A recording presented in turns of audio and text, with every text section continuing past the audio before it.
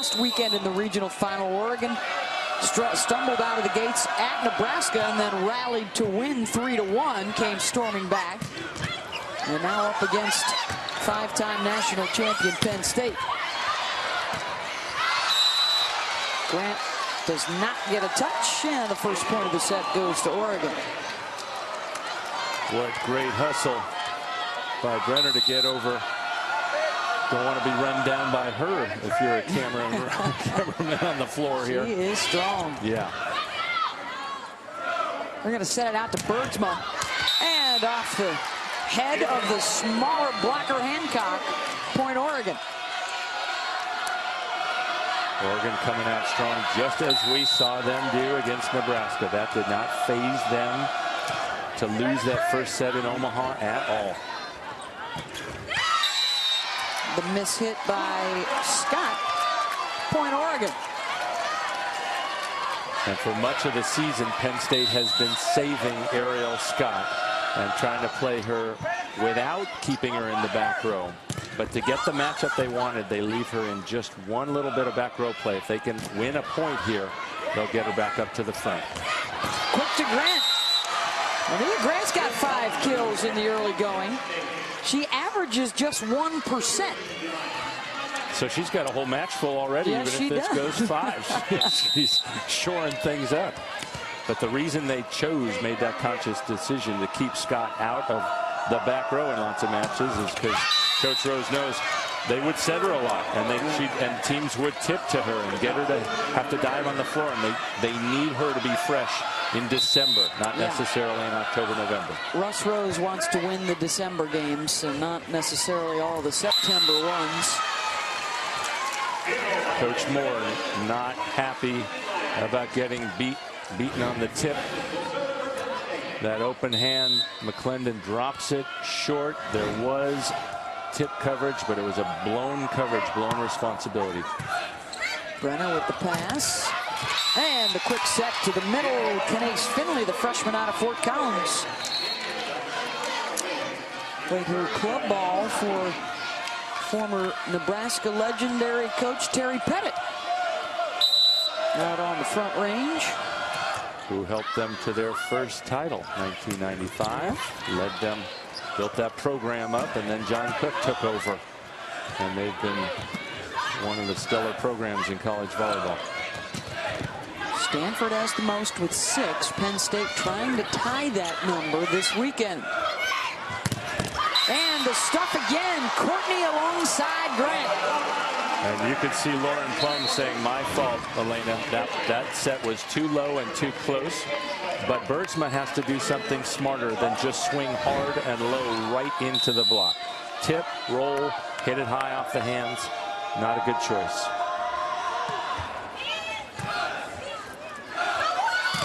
Oh, big swing coming right up the middle. It was Kat Fisher. Here's that Oregon offense.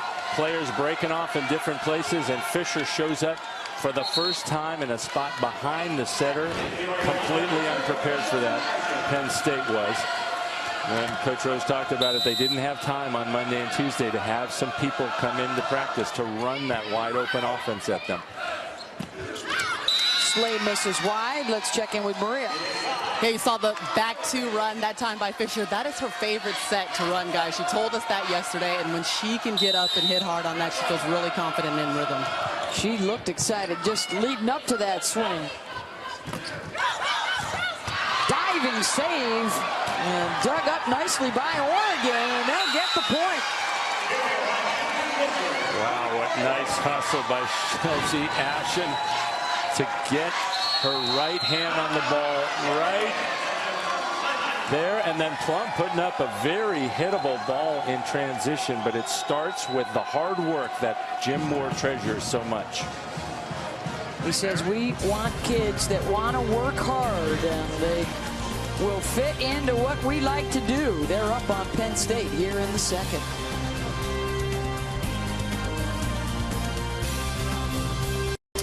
You're watching the NCAA Volleyball Championship presented by Enterprise Rent-A-Car. On the banks of the Ohio River, the KFC Yum Center. And the national championship trophy. That's what's at stake this weekend. Texas is already going to be playing for it. They beat Michigan earlier tonight in 5 sets to advance.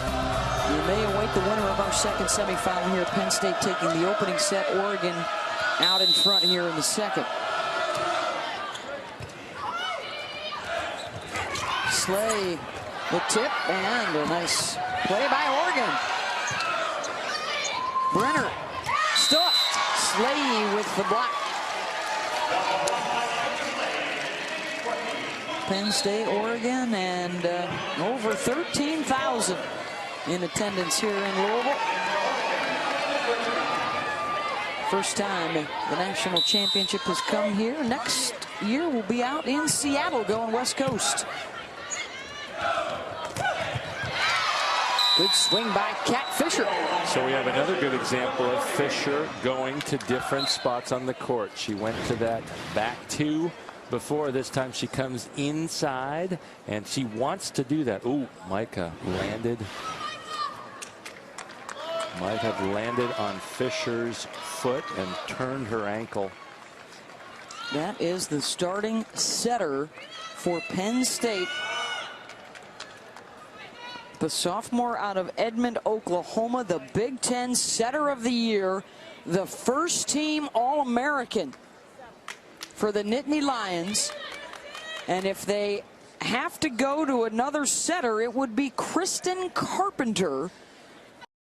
Hancock took the job from Kristen when she arrived a couple of years ago after Carpenter had sent Penn State to the national championship in 2010. Let's see if we can see it. Right there. Her left foot comes down on the foot of Kat Fisher. That's a very common injury in volleyball because you can land on that center line. You just can't have your foot all the way across it into enemy territory. The ace for Fisher, as Penn State will try and adjust to a new setter. How often are you bringing a national champion off the bench, by the way? But she has not set much, has not set much this year. Outside Brenner. And you can see Oregon right now is fired up. And I'm guessing Carpenter hasn't gotten many reps. Coach Rose was talking about how she's had a disappointing season.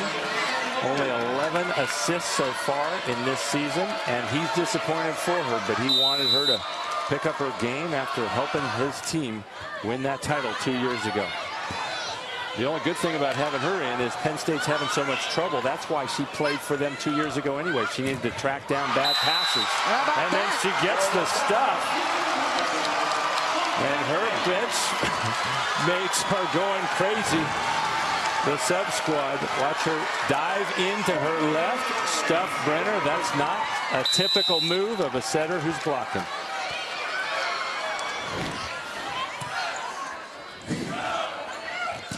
Brenner bringing some heat.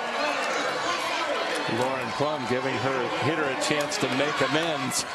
And she does, with Brenner unloading on the high seam instead of hitting it right into Carpenter's hands. Service error. Let's go to Maria Taylor. Yeah, guys, right now the Penn State training staff working on Hancock. They're reinforcing the ankle tape that she already had on her left ankle and trying to see if she can continue to work on it. Into the block. Carpenter tried to turn it back inside. Couldn't do it. Point Oregon. The Big Ten setter of the year over there doing some cheerleading right now. She gets retaped. That's Maddie Martin. Also in now with the pass and a block by Brenner of Deja McClendon. First block of the night for Oregon. Well, I can't tell you how tough this is to not set all season long and then have to go in and start running an offense and try to help your team that's in such a great position to win another national championship. Coach, I don't think they've had a clean attack at the net yet since Hancock had to leave. And now Carpenter will serve.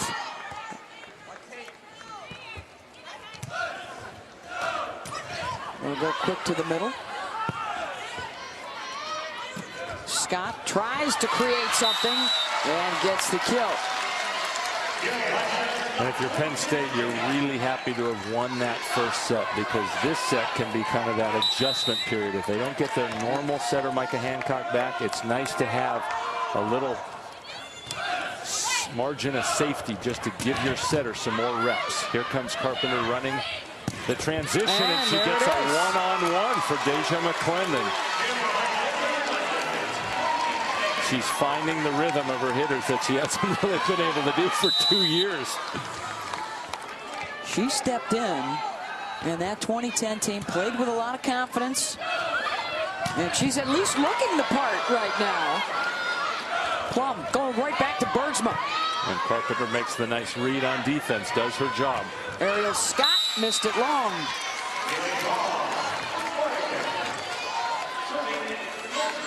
Scott with just 3 kills so far in the match. She averages 3%.